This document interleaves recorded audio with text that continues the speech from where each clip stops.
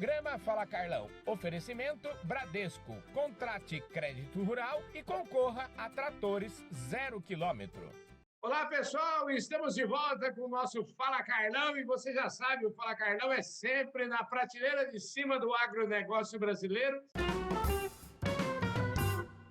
E para você que acompanha a gente assiduamente, você sabe, né, que ontem eu recebi aqui o Rodrigo Almeida e hoje você já está aí esperando a segunda parte, resgatando aqui um homem que passou quase 30 anos, 29 anos ele trabalhou na Monsanto, agora trabalha no escritório de consultoria, o negócio dele é lobby, e aí eu falo lobby assim de boca cheia, porque a segunda parte dessa conversa nós vamos falar muito sobre isso, sobre lobby, o que é isso e por que isso é uma coisa legítima, etc, etc. Mas vamos voltar para ontem. A gente estava falando da lei de biossegurança e eu queria que você completasse um pouquinho essa história aí de ontem. Rodrigo, obrigado pela sua paciência aqui com o Fala Carlão, viu? É sempre um prazer, obrigado, Carlão, mais uma vez por estar aqui com você. E resgatando um pouquinho do que nós falamos ontem, né, nós terminamos a nossa conversa ontem falando um pouquinho de como foi difícil a primeira lei de biossegurança ser aprovada. Bom, ela foi aprovada em janeiro de 95, sancionada pelo Fernando Henrique, depois de uma batalha bastante longa no Congresso. Essa lei ela vigorou por 10 anos. Ela foi responsável por uma série de avanços. Porém, quando a Monsanto aprovou a soja geneticamente modificada, a soja Roundup Ready, ela sofreu uma série de questionamentos na justiça, etc.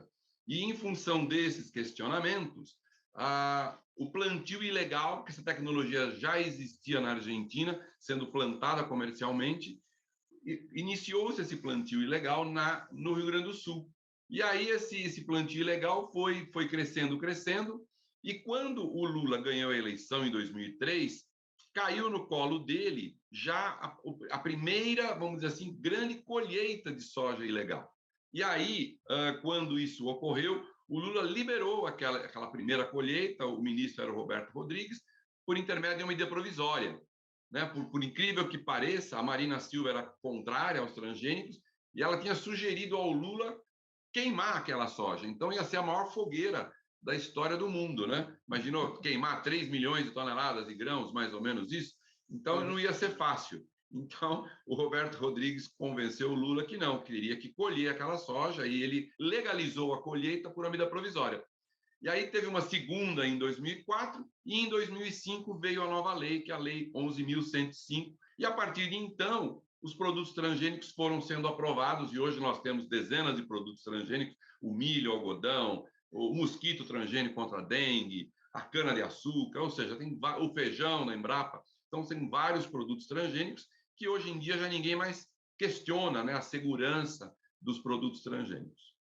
Espetacular, hein, rapaz? Agora vem cá, depois de tanto serviço aí, quando é que você falou assim, acho que eu vou pegar meu boné, vou me aposentar, isso, como é que foi essa história aí? Porque, pelo tudo que a gente já viu ontem e hoje aqui, a sua carreira executiva foi bastante divertida e movimentada, viu, Rodrigo? Quando eu estava me aposentando, que eu me aposentei com 57 anos, eu falei, não, eu tenho energia para continuar. Eu trabalhei na formação de uma política pública interessante, porque além da lei de biossegurança, eu trabalhei na lei de patentes e na lei de cultivares, porque a lei de patentes brasileira não permite o patenteamento de ser vivo, diferentemente da lei americana. Então, esse tripé legislativo, lei de biossegurança, lei de patentes, lei de cultivares, fez com que a biotecnologia avançasse no Brasil. Aí eu não queria deixar essa experiência de fora. Eu falei, não, eu tenho energia, tenho conhecimento, eu me associei ao ex-ministro Miguel Jorge e ao ex-secretário de Comércio Exterior, Welber Barral, na BMJ, e desde então eu trabalho na formulação de políticas públicas para outros setores. Então, para dar um exemplo para você, a gente trabalhou no marco regulatório do saneamento básico, que permite a entrada da iniciativa privada no saneamento. Trabalhei agora no marco da geração distribuída, que vai dar um punch muito grande na energia solar. Então, são políticas públicas que o Brasil precisa para avançar. E ambas desses dois marcos regulatórios, nós tivemos muita oposição, não foram vitórias fáceis. E aí a gente tem que ter, vamos dizer assim, a sabedoria e a estratégia para você poder convencer, né, o mundo político daquele seu interesse. Então, esse é o grande desafio do lobista, né? Defender um interesse legítimo e usar argumentos e criar um ambiente para que isso seja possível. E eu queria aproveitar a sua presença aqui, que é um especialista na área, para falar um pouquinho para a gente o que vem a ser o tal do marco regulatório. Porque isso é importante. Todo mundo fala, o marco regulatório do saneamento vai mudar a cara do Brasil por conta disso. Assim, eu acho que a gente fala muito, mas talvez seria bacana se a gente pudesse dar uma desenhada para as pessoas, né? Já teve aqui falando sobre isso. O Fernando esteve aqui falando, eles ganharam lá a concessão lá do Rio, estava muito feliz e tal. Eu queria que você me falasse o que é o marco regulatório, antes de mais nada. Então, todo setor, principalmente setores regulados, tem um marco regulatório. No caso do saneamento básico, o que não existia era um marco regulatório que permitisse a entrada da iniciativa privada. Né? A gente tinha iniciativa privada. A Sabesp, por exemplo, era uma empresa de economia, ainda é uma empresa de economia mista, tem acionistas, mas o controle é do Estado de São Paulo. Assim como a SEDAI no Rio, a mesma coisa, né? E outras estatais do saneamento nos estados respectivos. Todos os estados têm uma empresa de saneamento. E em alguns casos, alguns municípios têm as suas empresas de saneamento. Então, mas sempre na mão do Estado. Então, para a iniciativa privada entrar, precisava desse marco regulatório, ou seja, de regras. O marco regulatório nada mais são do que regras. Então, aí o que a gente tem com regras é você poder jogar um jogo com regras corretas. Então, agora na geração distribuída da energia solar, também faltavam essas regras. Né? Então, acho que construir políticas públicas para permitir que o investidor invista com segurança é o nosso trabalho. Né? A BMJ, que é a consultoria que eu hoje sou sócio, a especialidade dela é ajudar os setores, as empresas, a terem regras claras também, né? Obviamente fazemos outras coisas, mas o nosso grande objetivo é construir políticas públicas para melhorar o ambiente de negócio, para você atrair mais investimento, o Brasil crescer, gerar empregos, pagar impostos. É esse o trabalho, vamos dizer assim, que a gente desenvolve. Esse trabalho de vocês é um trabalho que, por exemplo, no caso aí do marco regulatório, você falou do saneamento, vamos falar da energia solar, que eu acho que é uma coisa que tem um impacto muito grande na vida de um monte, na vida de todos nós, eu diria, né? Tem um impacto relevante, né? Porque se eu não usar energia solar na minha casa, mas sei lá, a indústria que fabrica as coisas que eu vou comprar, usando, ela pode melhorar, pode ter mais produtividade, pode baixar o preço. No fundo, tem um impacto gigante na vida de todos nós. Né? No meio ambiente, né? Sim, no meio ambiente, etc. No caso da consultoria de vocês, vocês prestam o serviço para as empresas que têm interesse nesse negócio, ou, por exemplo, vocês podem prestar serviço para, sei lá, para o Congresso Nacional que quer entender mais disso. Quem que contrata o serviço de vocês? Bom, a gente tem clientes praticamente de todos os setores da economia, temos empresas e temos associações. Mas o mais importante, né, ou trabalhar para uma empresa ou para uma associação, é o que nos move, né, que é defender aquele interesse sempre legítimo, de forma democrática, dentro do Congresso Nacional. Quer dizer, esse é, vamos dizer assim, o nosso trabalho primordial. A gente também trabalha junto ao Executivo Federal. A gente, por exemplo, relações governamentais, ele está calcado em um tripé, que é o tripé do monitoramento, ou seja, você tem um mapeamento do que está ocorrendo naquele setor, em todas as esferas de poder. Em seguida, você tem a estratégia do que você quer fazer. E, por último, e não menos importante, o engajamento, que eu chamo de corpo a corpo. É bater perna no Congresso Nacional, é bater perna esplanada dos ministérios. E aí você, sim, defendeu o interesse com base em argumentos técnicos muito bem elaborados, que você leva ao seu interlocutor e, a partir daí, você o convence de que aquela política pública tem que ser criada ou alterada para você modernizar aquele setor.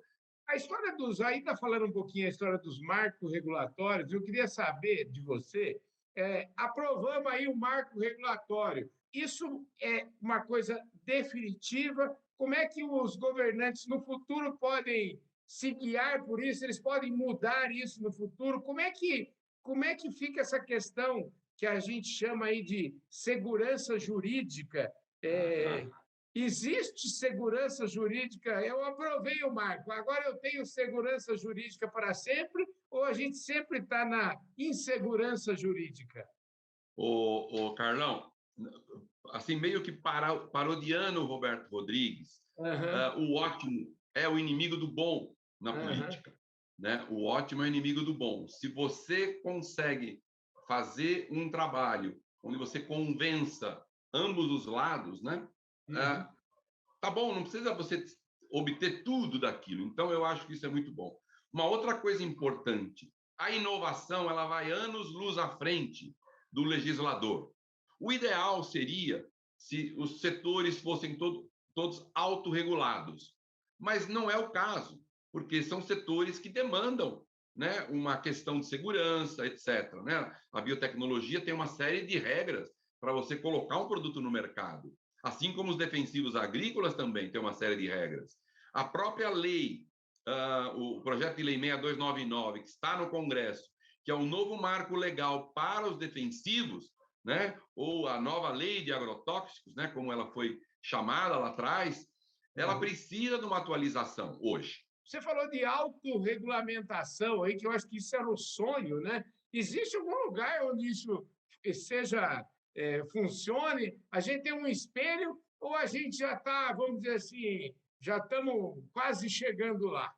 O nosso legislador tende a complicar mais, né? Pela nossa cultura latina, né? Os Estados Unidos, quando introduziram a biotecnologia agrícola lá, eu diria que começo dos anos 80, final dos anos 70 já tinha alguma coisa, mas começo dos anos 80.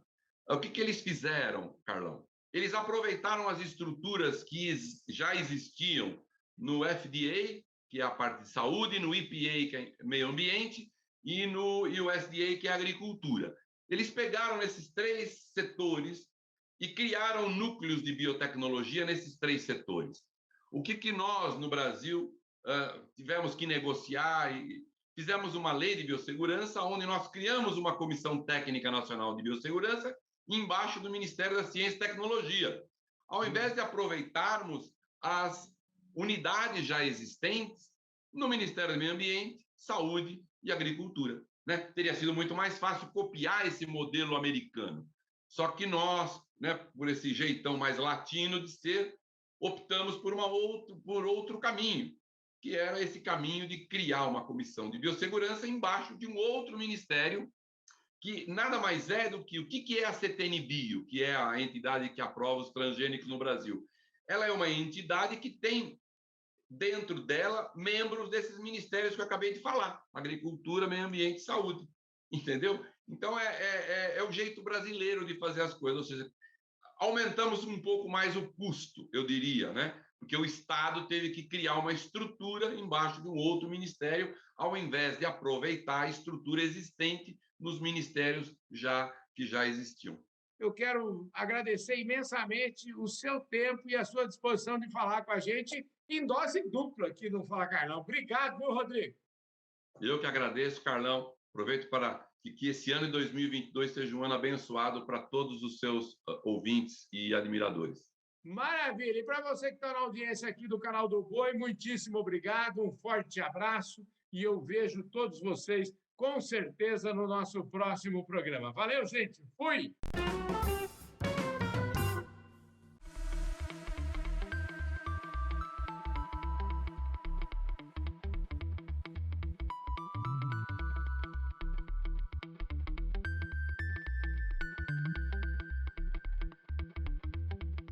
Programa Fala Carlão. Oferecimento Bradesco. Contrate crédito rural e concorra a tratores 0 km.